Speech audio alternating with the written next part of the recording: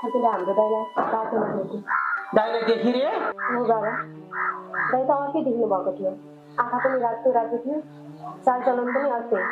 मलाई त कस्तो बुझ्नै गाह्रो भयो। त्यही भएर हतार हतार आएको मैले। के भने छोरी? तैँले राम्रोसँग त देखिस् भने कसरी यस्तो भयो त?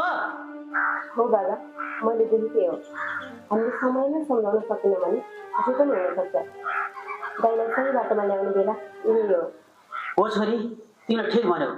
हाम्रो बाबुलाई राम्रो बाटोमा हिँडाएर ठुलो मान्छे भएको देख्न चाहन्छु छोरी म।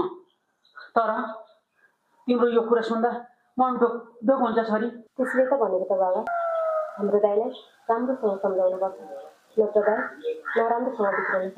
हो छोरी, अब ढिला नगरी हाम्रो छोरो गलत बाटोमा हिँडेको भए त्यसलाई सही बाटोमा ल्याउने जिम्मा मेरो हो।